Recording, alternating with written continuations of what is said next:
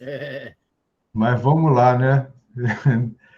Eu já toquei um barata voa na palestra de vocês, peço desculpas, mas às vezes a gente muda de plataforma e dá esses desacertos aí. Mas eu dizia que é uma satisfação reencontrá-los mesmo que à distância.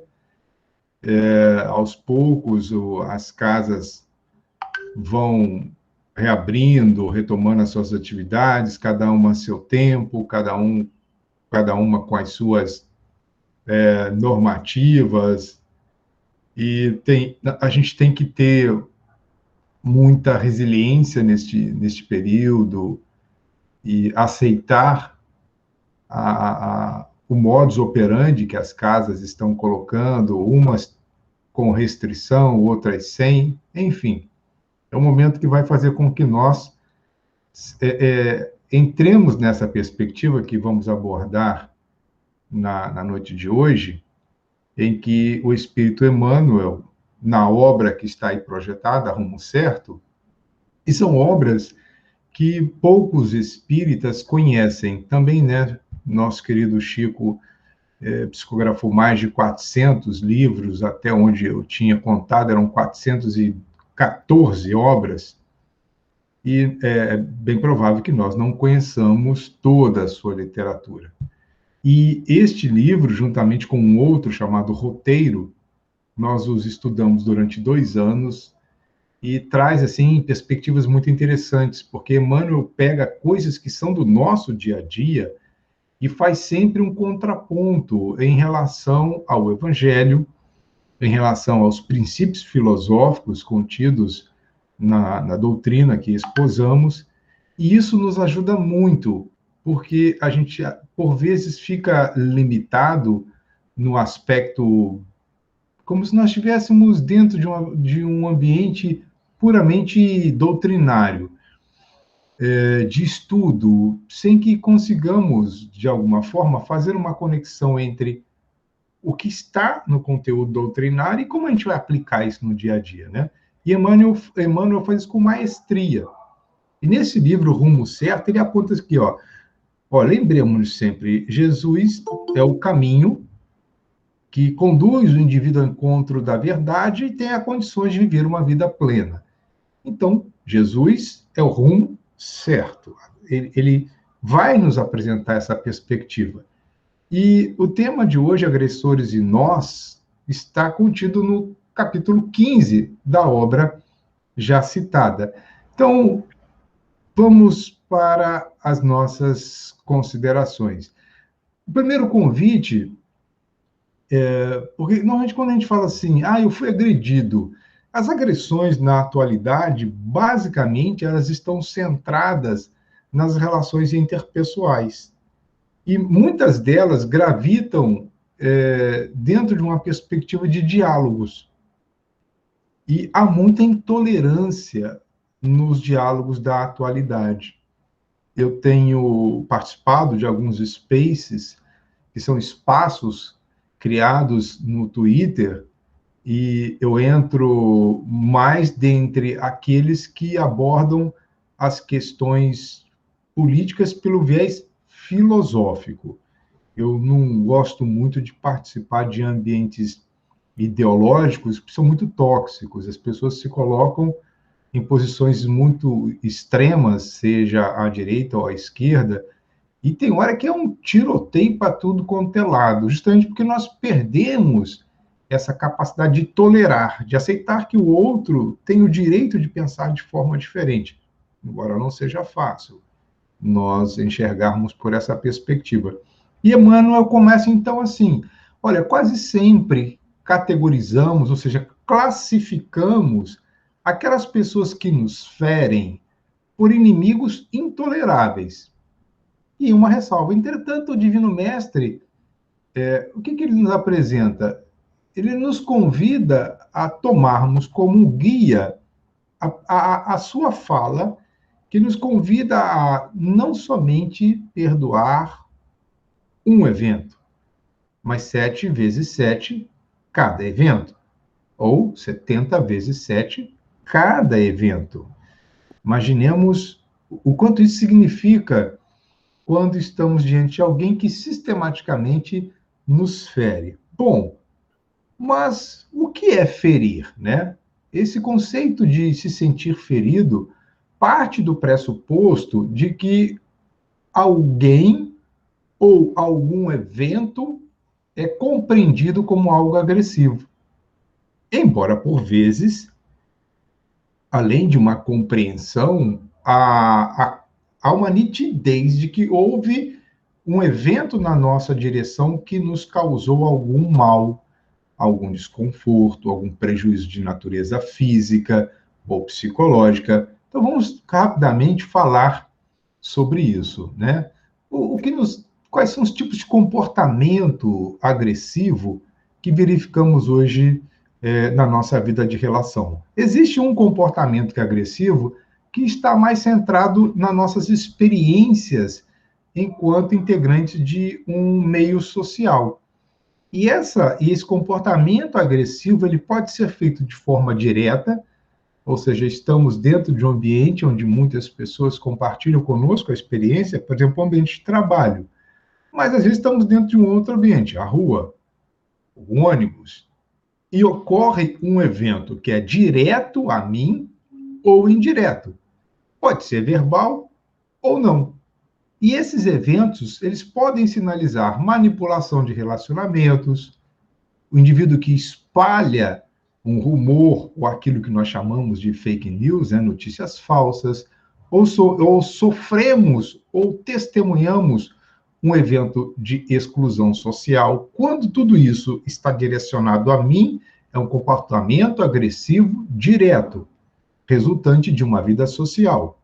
Às vezes é verbalizado ou não. Que viu uma violência, embora eu respeite muito o trabalho de alguns missionários, ou assim eles se intitulam, é quando você está em um ambiente, em um determinado espaço, a pessoa entra naquele espaço e começa a sua pregação.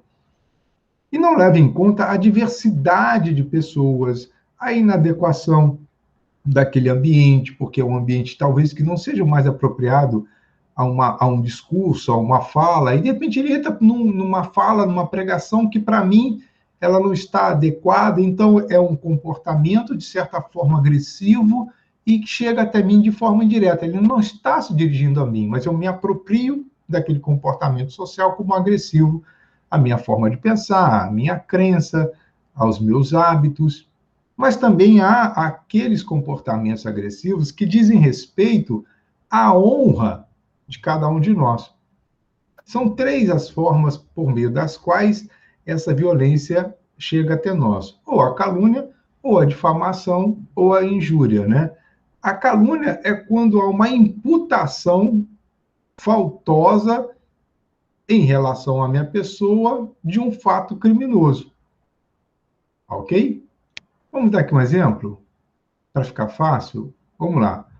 Praticará o crime da calúnia se A dizer que B furtou a bicicleta de C, sendo que este fato não é verdadeiro. Então, o evento não aconteceu e alguém está dizendo que, por ter ouvido, ou ele criou este evento e imputa a minha responsabilidade pelo ato. Isso é calúnia. É atribuir a alguém algo que ele não fez. A difamação ela difere um pouquinho porque ela diz respeito à fama, à visão que os outros têm da nossa pessoa. É como se alguém acusasse-me de algo que eu não fiz e, além de ser calunioso, ele pode ser difamatório. Ele faz com que a expectativa que as pessoas construíram a meu respeito, ela ruísse. E aí eu vou dizer aqui um exemplo de difamação. Ah, isso aconteceu com o Chico Xavier, quando ele saía das atividades doutrinárias e ele ia para uma determinada região onde mulheres comercializavam o seu corpo para fim de sustento. E as pessoas já maldaram logo. Dizendo, olha como é que pode, Chico, está indo, termina o seu trabalho e está indo para a esbórnia, né? Numa linguagem bastante popular. Então, houve um processo de difamação, mas ele ia para essas regiões para divulgar o evangelho e levar o socorro àquelas mulheres, e muitas delas foram convertidas, reposicionaram. Divaldo Franco fez muito isso aqui em Salvador. Então, tudo aquilo que diz um comportamento agressivo que afeta a minha honra, mudando a perspectiva de vista, ou ponto de vista do outro em relação à minha pessoa, recai nesse tipo de sofrimento, né? Porque todo comportamento agressivo leva um nível de sofrimento a quem esse comportamento é endereçado. E a injúria é qualquer ofensa à dignidade de uma pessoa.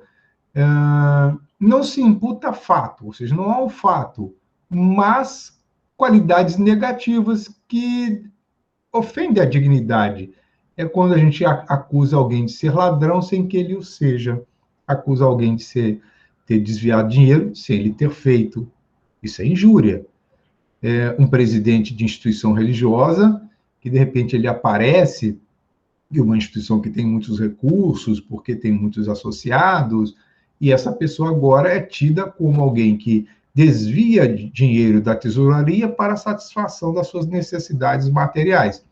Isso é um crime de injúria. Mas nós temos também um comportamento agressivo que ele é verbal, muito fácil de ser percebido, porque ele nos chega principalmente pelo uso do discurso, pela fala.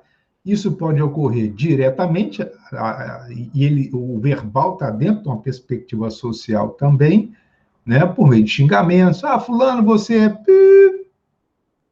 Ou uma provocação hostil. Essa provocação hostil, ela, às vezes, ela não endereça, tipo assim, eu e Regina começamos uma discussão, e aí Ilza se aproxima, mas eu não quero ofender Ilza diretamente. Então, eu vou colocando o meu modo de entender Ilza e a qualifico indiretamente ao ponto dela saber que eu estou me dirigindo para ela. Já ouviu falar de indireta? Fulano, você está mandando indireta para mim. Aí o outro fala assim, não, não é indireta não, é direta. Pronto. Então, um comportamento agressivo, provocativo, agora transformado numa relação social, porque tem terceiros, né, participando, e feito de forma direta. Mas também tem uma ameaça de agressão, né? Olha, eu vou partir a sua cara em dois.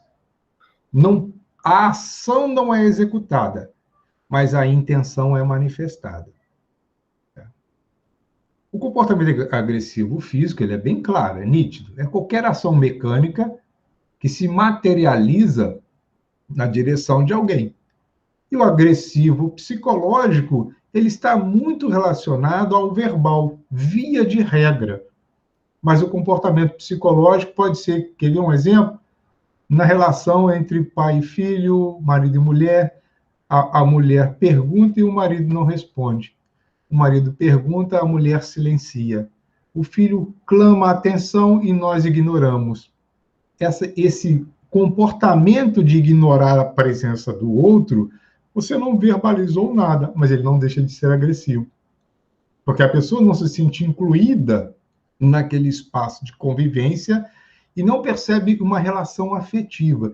Então, agora vamos trazer isso para o nosso dia a dia. O que Emmanuel quer dizer, então, com esse tema? Agressores e nós. Vejam, e será que alguém nunca participou de um ato dessa natureza? Eu poderia dizer que todos esses eu já vivi em algum momento da minha vida. E alguns deles eu agindo de alguma forma nessa expressão ou tipologia do comportamento agressivo. Vamos lá. Olha o pensamento que Emmanuel, então, vai nos trazer. Por outro lado, embora Jesus faça esse convite para que nós, diante de cada evento, nós construamos uma condição de compreender o outro e perdoá-lo, não uma vez só, mas se ele repetir aquele comportamento agressivo em relação a nós, que sejamos capazes de perdoá-lo tantas vezes quantas forem as ações que são por mim interpretadas como agressivas. E Emmanuel agora faz um recorte. Veja, as ciências psicológicas da atualidade, né, recomendam-nos que é preciso desinibir o coração, escoimando de quaisquer ressentimentos e estabelecer o equilíbrio das potências mentais, a fim de que a paz interior se nos expresse por harmonia e saúde. Vamos juntos interpretar o que Emmanuel quer nos dizer. Vejam só, às vezes a letra contida em um evangelho, sem uma reflexão, ela se torna muito difícil de ser aplicada. Imaginemos que o comportamento agressivo está aqui mapeado, a gente viu que tem 5 maneiras, ou 5 expressões ou dimensões por meio das quais esse comportamento se manifesta. Então, aí a gente fala assim, caramba, mas imagina alguém da minha família, toda vez que a gente se encontra, fica mandando indiretas para mim, e eu tenho que perdoá-lo toda vez que eu vou a um encontro familiar. E eu ouvi isso recentemente em um atendimento fraterno, onde a pessoa que se via nessa experiência simplesmente abandonou o convívio com seus familiares, porque não foi capaz de fazer esse movimento que Emmanuel está nos convidando. Olha, a psicologia ou as ciências que estudam a alma, o comportamento humano, recomenda a nós, olha, faça, abra o seu coração de tal forma que ele fique sem inibição. É preciso que nós entremos em um espaço de convivência desarmados, né? Escoimando, ou seja, protegendo o coração de qualquer ressentimento. O que é ressentimento? É sentir uma vez mais a experiência desagradável que tivemos no primeiro momento em que testemunhamos ou agimos de maneira agressiva. Então, se somos nós aqueles que recebemos a agressão, o convite agora tudo bem, vamos compreender que o outro equivocou-se, agiu de forma indevida, machucou a mim, ótimo. Eu agora não quero mais experimentar esse sentimento ruim que naquele momento eu vivenciei. Se for um momento de violência física, medidas protetivas, por certo, devem ser tomadas. Mas, por vezes, o comportamento agressivo na sua expressão física teve um momento do qual eu também passo a ser o indivíduo que aperta o gatilho. Alguém levanta a voz para mim, eu levanto a voz mais ainda. Aí o outro se contrapõe, ou seja, se no primeiro momento de um evento de discussão eu já fizer essa análise, eu tenho condições de fazer uma contenção, de tal sorte que a ofensa, a agressão que estava no campo verbal, não ampliasse a sua manifestação, chegasse ao físico. Bom, vamos supor que isso aconteceu, e num momento futuro nós nos reencontramos, seja no campo familiar, profissional, ou mesmo na rua. Eu não quero mais sentir o que eu senti no passado. Então, eu tenho que ressignificar aquela ocorrência anterior. Se eu fizer isso, eu estabeleço o equilíbrio das potências mentais. Esse estabelecimento do equilíbrio é justamente essa racionalização. Porque se eu não fizer essa racionalização, essas potências mentais, que na verdade são as potências da alma, pensamentos, sentimentos, emoções, muito bem estudados pelo espírito Leon Denis, na verdade ele estava encarnado ainda quando escreve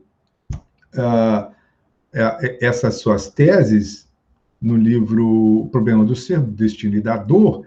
Eu preciso equilibrar essas potências mentais de tal sorte que eu consiga manifestar essas potências de maneira a ter uma existência equilibrada, ajustada, a fim de que a paz interior se expresse. Então, essa paz exterior resultado do equilíbrio das minhas potências, se expresse por forma de harmonia e saúde. Porque o indivíduo agressivo, intempestivo, raivoso, odiento, dispara na intimidade da sua estrutura corporal adrenalina, cortisol. E são substâncias que, uma vez em excesso no nosso organismo, a adrenalina dá uma sobrecarga nos rins, o cortisol faz com que a espessura das veias e artérias elas seja diminuída. Esse tecido que reveste o sistema circulatório passa por um processo de enrijecimento e isso facilita a ocorrência de trombos, de acidente vascular cerebral, de infartos, quando o indivíduo está nesse estado de exacerbação da sua, da sua, da sua emoção. Então, quando eu faço esse movimento, eu não quero sentir o que eu senti antes, eu agora vou ajustar as minhas potências mentais para que eu tenha uma resposta mais assertiva, eu começo a compreender os fatores que motivaram o outro ou a mim mesmo a adotar um comportamento de natureza agressiva. Mas como, porém, executar semelhante feito? Fica-nos a pergunta realizada por Emmanuel. Bom, a primeira proposta é compreender que o entendimento não é fruto de meras afirmativas labiais. Ah, eu te perdoo. Não, tá tudo tranquilo. Não, tá tudo certo.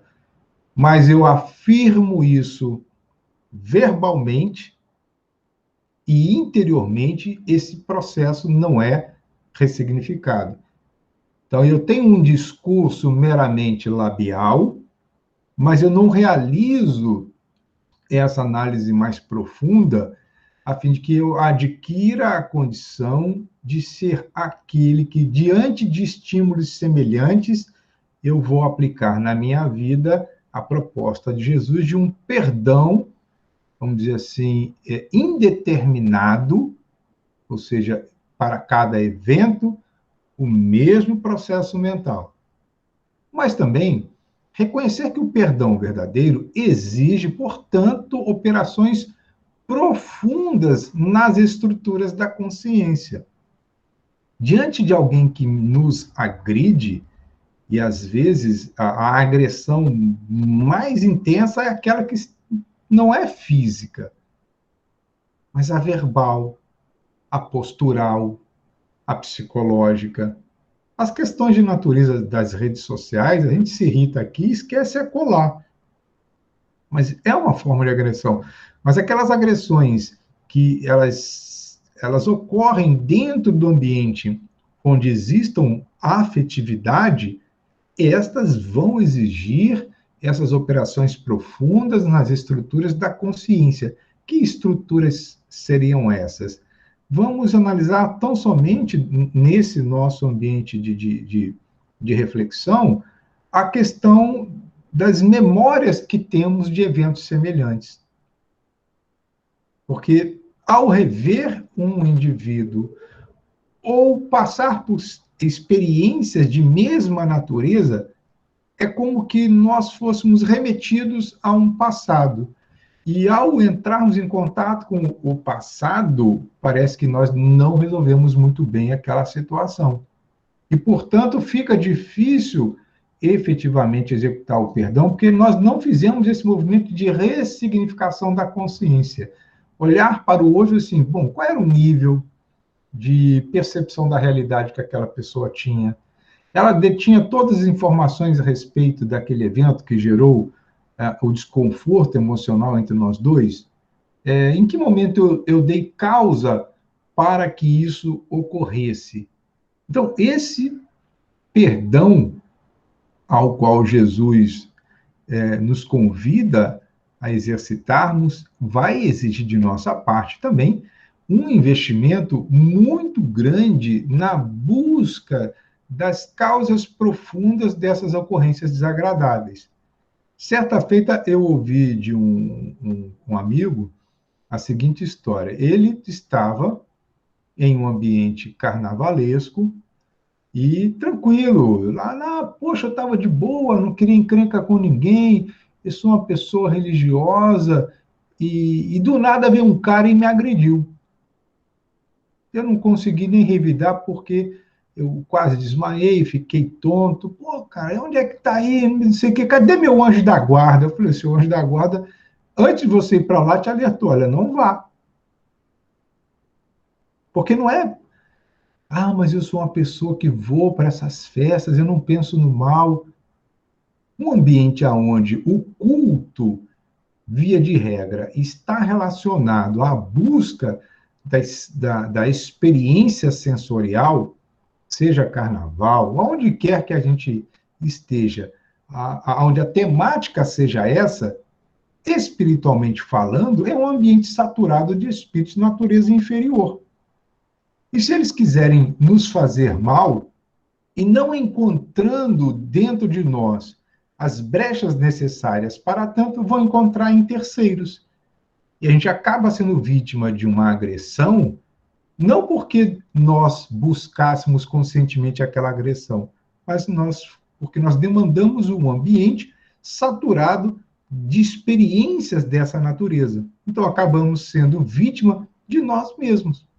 Então, fazer esse movimento para até mesmo que perdoemos-nos diante de ocorrências desagradáveis. Não somente perdoar o outro, mas também exercitarmos o perdão em relação a nós mesmos. Então, à luz do novo entendimento, este novo entendimento é a proposta que Emmanuel está nos apresentando. Os agressores e nós. Observaremos que muito dificilmente estaremos sem alguma parcela de culpa nas ocorrências desagradáveis de que nos cremos vítimas. Muito dificilmente. Porque se Deus é justo e bom, se ocorre um movimento, um evento ruim, aquele evento tem que ter uma causa. Se esta causa não está nesta existência, vamos lá no capítulo 5 do Evangelho segundo o Espiritismo. Mas eu sou uma pessoa boa, eu estou sempre pensando no bem, minha mente, eu consigo pensar antes de executar por que aconteceu isso. Nós trazemos um passado e esse passado nos convida a ajustes. Então, dificilmente estaremos sem alguma parcela de culpa nestes eventos agradáveis dos quais nos cremos vítimas. E aí Emmanuel faz o seguinte convite: recordaremos em silêncio, primeiro, os nossos próprios impulsos infelizes. Poxa, e não é que é mesmo? Diante da fala de fulano, aquela fala eu não acolhi de forma assertiva, achei que ele foi ofensivo e quis contrapor-me ao seu pensamento. Contrapor-me é um impulso de natureza infeliz. E aí nós usamos de um processo de comunicação ainda muito violento. Nós temos uma deseducação quando estamos discutindo algo com outra pessoa. Porque a discussão, ela tem por princípio encontrar um caminho do meio. Tese, antítese, síntese. Encontrada uma solução, pode ser que essa solução se transforme na tese seguinte, que precisa de uma antítese para formar uma nova síntese. Temos dificuldades de construir um ambiente de diálogo que seja construtivo. Mas também, por vezes, nós poderemos ser vítimas de sugestões delituosas. Sugestões que podem chegar pela dimensão espiritual de natureza inferior, pode ser aquele amigo, entre aspas, que chega no ouvido de Regina e diz: Regina, você vai deixar isso em branco? Ah, eu não acredito. Você não vai dar nenhuma resposta? E aí a gente, tomado por um impulso, uma sugestão que nos chega, parecendo ser alguém que nos quer bem, não, mas na verdade a outra pessoa quer ver o circo pegando fogo. E aí depois lá na frente, se eu não tivesse dado ouvido a Marco Antônio, tivesse me calado naquele momento, refletido um pouco mais, lá na frente eu chamaria aquela pessoa em particular e teria resolvido o problema. Mas também, por vezes, ocorrem as pequenas acusações indevidas que eu faço em relação a outra pessoa, ao invés de me calar. Quando estivermos diante de um evento de natureza agressiva, naquelas dimensões que apresentamos, a melhor resposta que, por vezes, tenhamos a oferecer é o silêncio e a prece. Porque o silêncio evita fornecer mais combustível em um local, em um evento que já esteja queimando de per si. E eu vou colocar mais combustível nisso? Não. Eu costumo dizer, hoje não mais, né? Antigamente, quando nós íamos ao banco realizar os nossos pagamentos, naquelas filas intermináveis, hoje menos, né? Os processos são muito mais automáticos. Eu ficava pensando, pobre do caixa, no final do dia, ele está estafado intelectualmente, emocionalmente.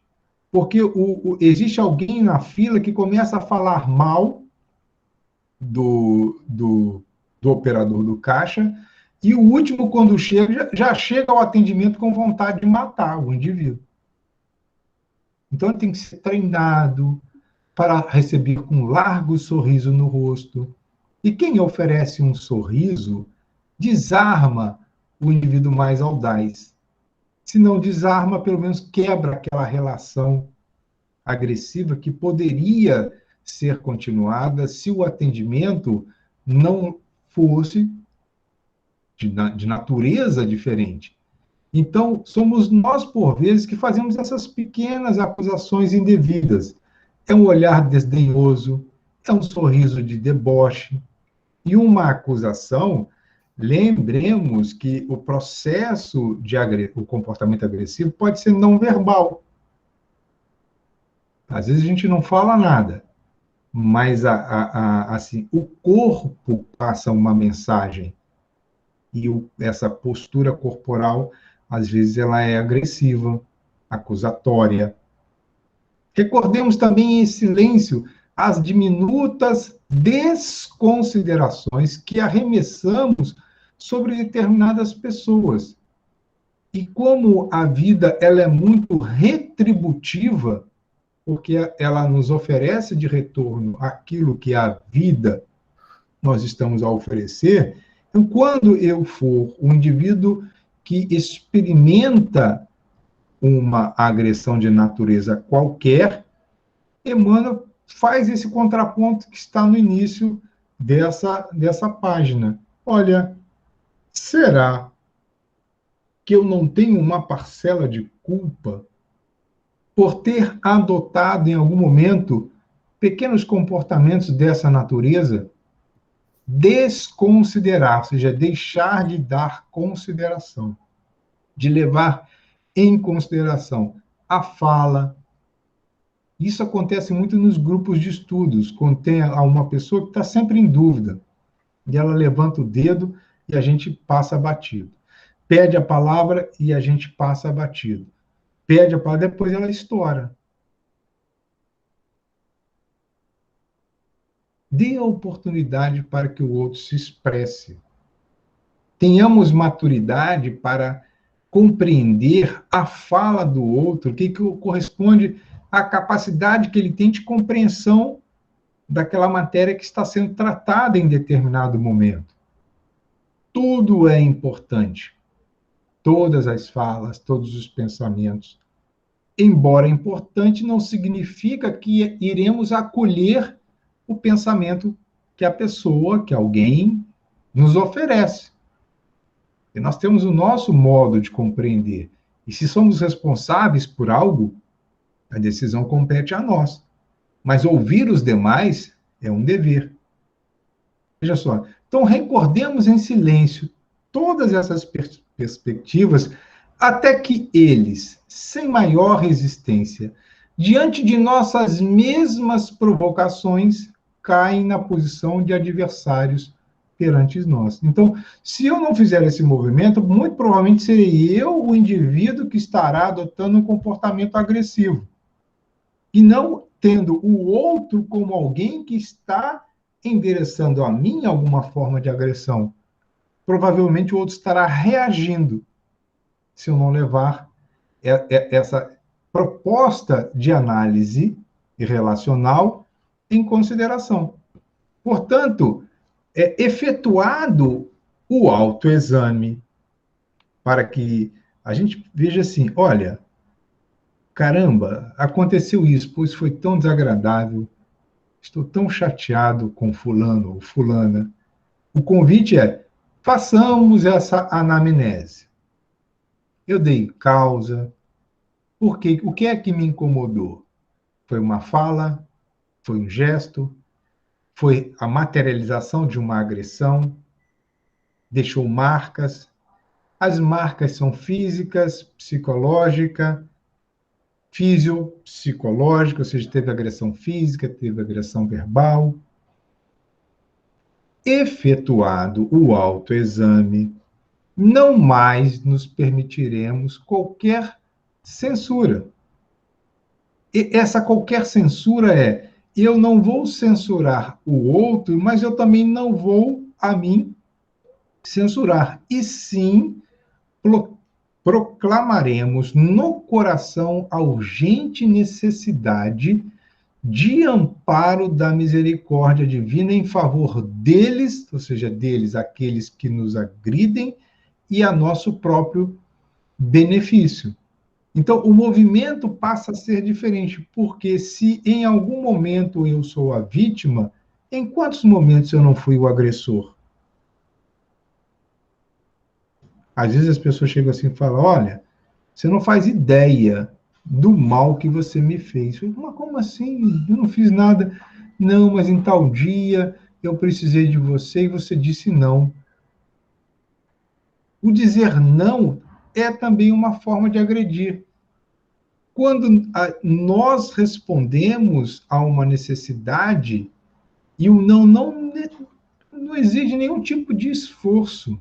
Se você está sentado e alguém lhe pede algo, e a gente não quer fazer, melhor assim, a resposta mais conveniente é a negação. Porque negar não dá trabalho. Fulano, você poderia... Não.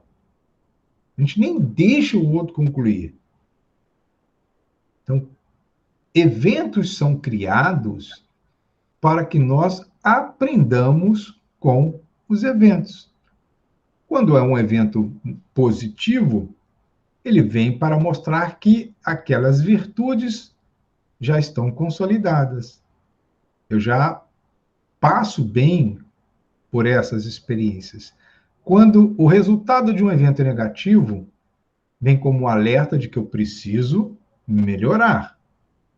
E se eu não estiver atento, quando surgir um evento semelhante a este, em que eu adotei um comportamento equivocado, mas o estímulo emocional é maior, eu posso errar muito mais.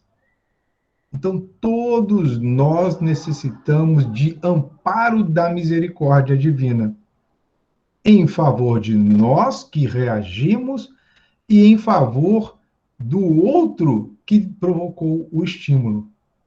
Daí a compreensão de que na oração do Pai Nosso vem: perdoai as nossas ofensas, assim como nós perdoamos a quem nos tem ofendido. Então, nós também ofendemos, nós também agimos como agressores. E agressores e nós, para fecharmos, na verdade, é a forma por meio da qual a gente analisa o evento como um todo. Nenhum contato que temos com o outro são contatos fortuitos. Todas as pessoas que chegam para a nossa experiência existencial, elas ali estão com um propósito. Somos grandes validadores. Eu digo que o outro é o grande certificador ISO 9000. Acho que para Marcelo é o ISO 14000, se não me engano, as normas que regem a qualidade na área de meio ambiente. Se eu estiver errado, Marcelo me corrige. Correto. Correto, né? Valeu, Marcelo. Valeu, querido. Obrigado. Então, veja, o outro é o grande certificador.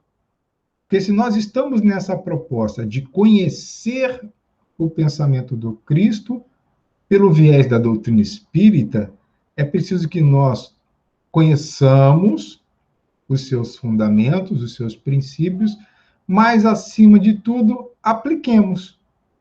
E esta aplicação é na relação com o outro, com a outra pessoa, com alguma coisa.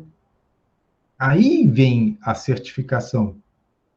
E Emmanuel é tão preocupado com essa perspectiva que há um livro que ele escreve juntamente com o espírito André Luiz chamado Estude e Viva. É uma parceria entre Chico e Valdo Vieira. Então, não basta que nós estudemos, é preciso, acima de tudo, que eu aplique aquilo que eu conheço.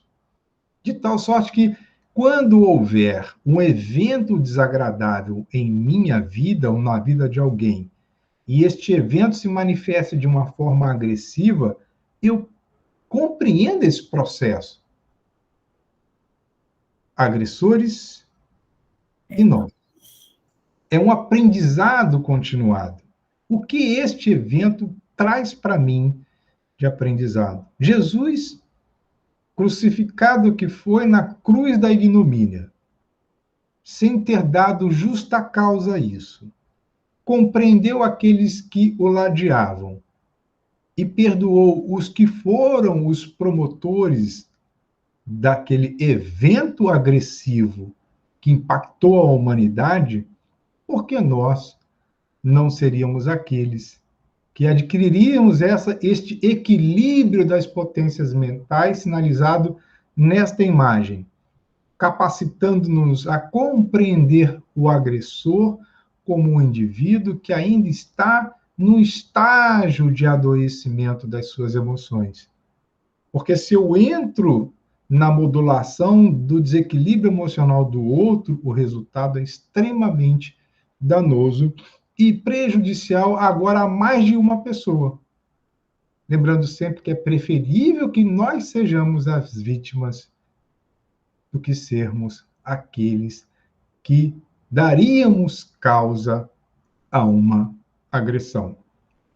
São essas as nossas considerações, desejando a todos uma semana muito feliz, de muita paz, e que consigamos, né, realizar esse movimento. Eu sei que não é fácil, porque se fosse fácil, nós adquiriríamos numa prateleira de supermercado qualquer.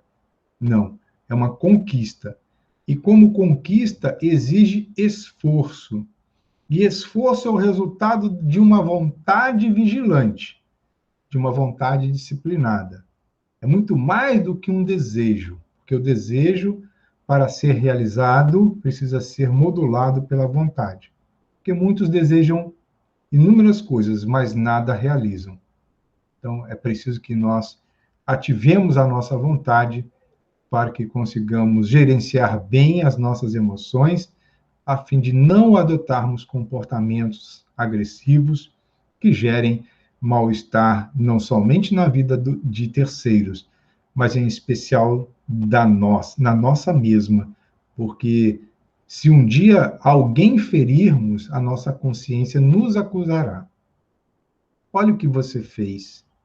Olha as alternativas que você tinha e você não levou em consideração as alternativas. Preferiu que seus impulsos controlassem a sua vontade. Repetindo erros do passado, vai ter que voltar e recomeçar. Lembrando que nós não sairemos dessa situação enquanto não ajustarmos, não pagarmos até o último centil. E comecemos hoje, portanto, a sanar essas dívidas que possuímos para conosco, para com o outro e para com a consciência universal. Forte abraço, pessoal. Pois eu me acerto com ela. Graças a Deus, graças a Jesus, queridos amigos e companheiros. Quem está entrando aí agora?